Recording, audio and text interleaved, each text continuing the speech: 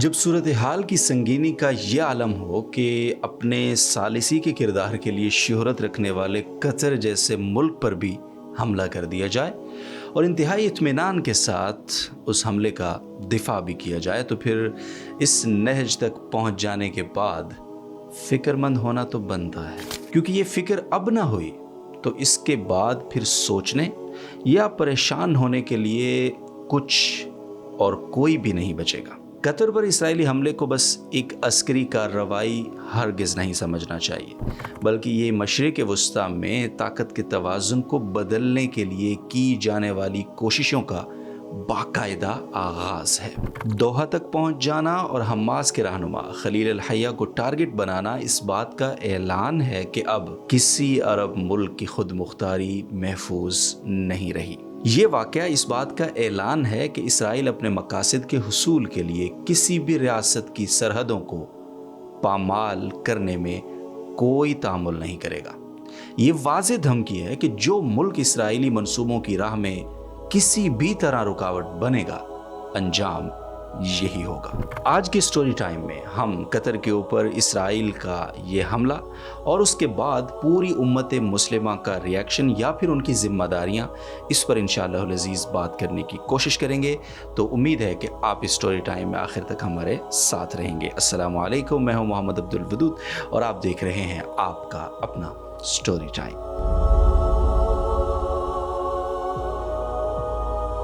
اسرائیل کی یہ جرأت اور جارحیت کسی وقتی جوش کا نتیجہ نہیں، بلکہ ایک طویل مدت پر مشتمل حکمت عملی ہے جو اب کھل کر سامنے آ رہی ہے۔ ایک طرف اسرائیل کو امریکہ کی کھلم کھلا تائید حاصل ہے،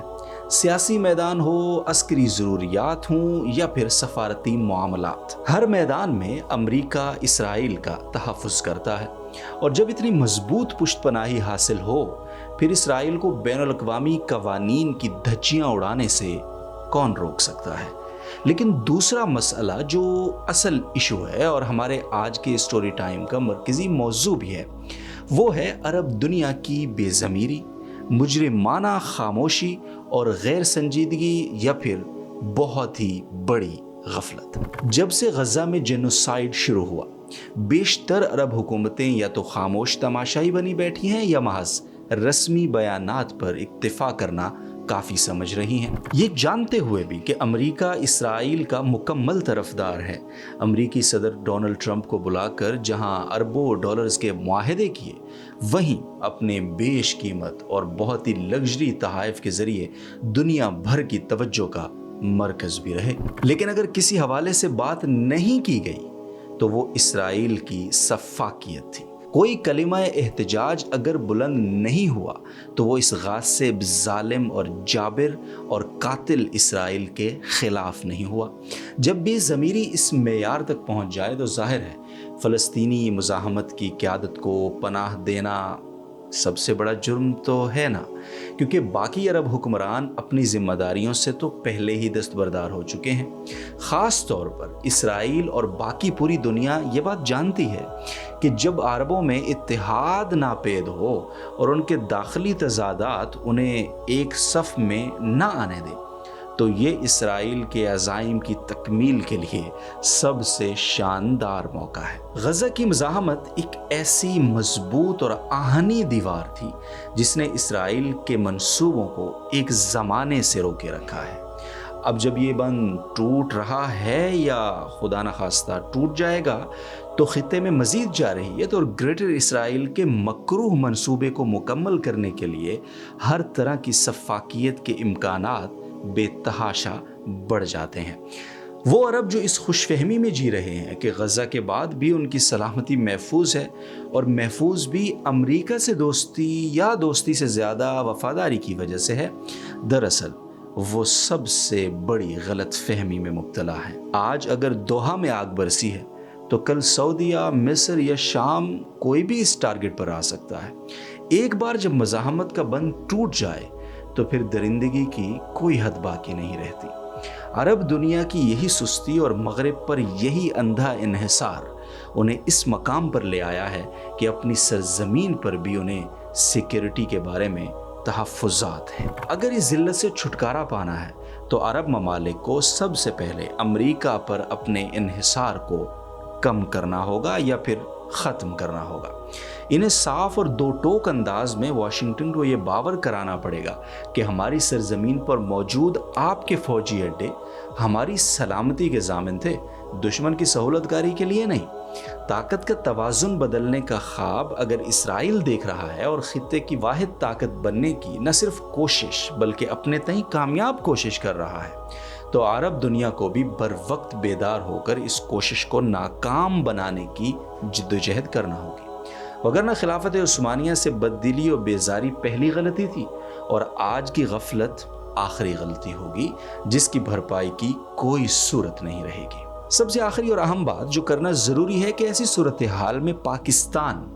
اس کا کردار بہت اہمیت کا حامل ہے اور پاکستان اس صورتحال میں ایک نہایت کلیدی کردار ادا کر سکتا ہے، کیونکہ پاکستان مسلم دنیا کی واحد ایٹمی طاقت ہونے کے ناطے اور حال ہی میں ہندوستان کے ساتھ ہونے والی جنگ میں اپنی واضح برتری کا ڈنکا بجانے کے بعد ایک ایسی قیادت فراہم کر سکتا ہے یا امت مسلمہ کی قیادت سنبھال سکتا ہے جو نہ صرف عرب دنیا کو بلکہ پوری امت مسلمہ کو نئی سمت دکھائے۔ اگر پاکستان عرب دنیا کے ساتھ اسی طرح ترکی اور ایران جیسے ممالک کے ساتھ مل کر کوئی مؤثر بلاک تشکیل دے دے تو کم از کم یہ پیغام ضرور دیا جا سکتا ہے کہ اب عرب دنیا یا امت مسلمہ تنہا نہیں ہے۔ یہ بلاک براہ راست امریکہ اور اسرائیل کے ساتھ جنگ نہ بھی چھیڑے تو اس کی اپنی عسکری صلاحیت اور سفارتی وزن کے ذریعے ایک توازن ضرور قائم ہو جائے گا۔ قطر کی جانب سے اپنے دفاعی معاہدوں پر نظر ثانی اور متبادل شراکت داروں کی تلاش ایک اچھی امید ہے۔ دوسری طرف سلامتی کونسل کے آئندہ اجلاس میں فرانس اور دیگر اہم ممالک جب فلسطین کو تسلیم کرنے کا عزم رکھتے ہیں، یعنی کہ فضا کسی نہ کسی حد تک مسلم امہ کے لیے سازگار ہے، تو ایسے میں بر وقت کوئی فیصلہ کن لائحہ عمل طے کرنا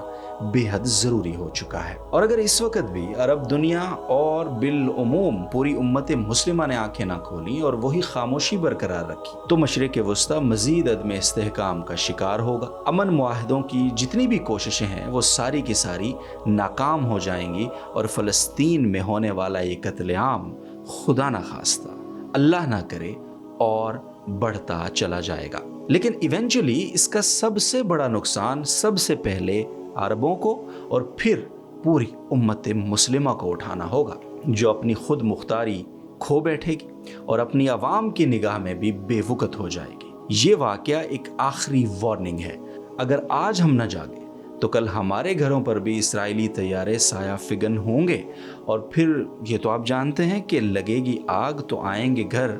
کئی زد میں۔ اگرچہ آگ بہت پہلے لگ چکی ہے، گھر بھی زد میں آنا شروع ہو چکے ہیں، لیکن اس وقت بھی اگر ہم جاگ گئے، اگر ہم بیدار ہو گئے تو اس آگ کو یہیں روکا جا سکتا ہے۔ اللہ تعالیٰ نے ہمیں بحیثیت امت مسلمہ اتنا کمزور نہیں بنایا کہ ہم کسی سفاکیت کو روک بھی نہ سکیں، اس کے سامنے مزاحمت بھی نہ کر سکیں۔ یہ سب ہمارے اختیار میں ہے اور اللہ نے ہمیں اتنی طاقت اور قوت فراہم کی ہے، بس ضرورت اس بات کی ہے کہ ہم اپنی طاقت اور قوت کا اور سب سے بڑھ کر اپنی ایمانی قوت کا خود اندازہ لگا لیں۔ اللہ تعالیٰ بالعموم پوری امت مسلمہ کا اور خاص کر غزہ اور فلسطین کے ہمارے مظلوم بھائیوں، بہنوں، بزرگوں اور بچوں کا حامی و ناصر ہو، اور اسرائیل اور اس کے حامیوں کو عبرت کا ایسا نشان بنائے کہ رہتی دنیا تک وہ رب جبار کی جباریت کا اعلان ہو۔ آمین ثم آمین۔